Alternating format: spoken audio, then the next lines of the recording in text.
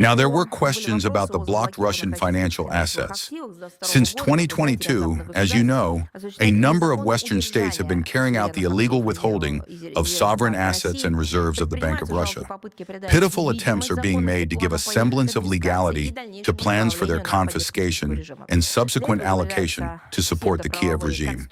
For this purpose, pseudo-legal constructs are being invented, providing for the use of income from the reinvestment of so-called frozen funds or their forced transfer to various targeted funds. The main part of the assets is blocked in the territory of the European Union, which has turned into the main sponsor of the Kiev regime with its atrocities and terrorist acts. It is noteworthy that in 2025 alone, the European Union transferred 8 billion euros to Kiev against future income from the use of Russian funds, and another 10 billion euros are planned to be transferred by the end of the year. The said profit is also considered as a source for repaying loans totaling $50 billion, previously approved for Ukraine by the Group of 7 countries. Thus, the unlawful use of assets is presented under the guise of charity. Any operations with Russian gold and foreign exchange reserves without the consent of the Russian Federation are unlawful.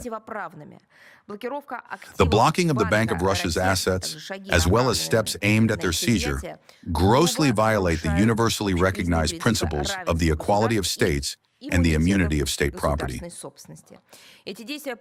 These actions contradict the norms of the UN Charter and the provisions of the 2004 Convention on Jurisdictional Immunities of States and Their Property, which designates the property of central banks as a special category not subject to enforcement.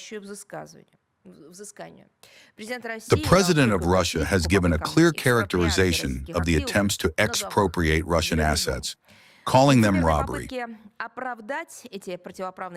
Hypocritical attempts to justify these unlawful actions by an alleged Russian threat are rightly assessed as legally null and void. They do not change the essence of what is happening, a deliberate violation of international law.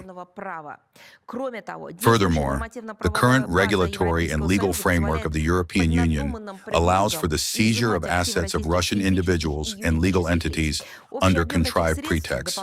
The total volume of such funds additionally blocked in the EU exceeds 28 billion euros.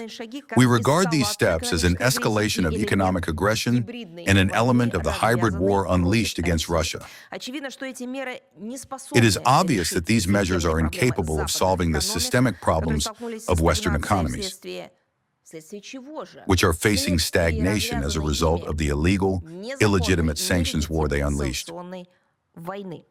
The desire to use Russian assets to finance Ukraine indicates a disregard for fundamental international obligations. Such illegal operations with state assets create a dangerous precedent for the global financial system, undermining trust in Western jurisdictions and the basic principles of property protection. The risk of losing funds placed within them will lead to the majority of countries, especially the countries of the global South and East, completely losing trust in the Western financial system. The consequences will have a devastating effect on the Western financial system, including a large-scale outflow of capital and an aggravation of budget deficit problems. At the same time, such processes accelerate the departure from the rules-based world order and the establishment of a multipolar architecture of international relations based on genuine sovereign equality and respect for the norms of international law. We reserve the right to take necessary countermeasures in full accordance with the norms of international law. Retaliatory actions will be carried out based on the principle of reciprocity.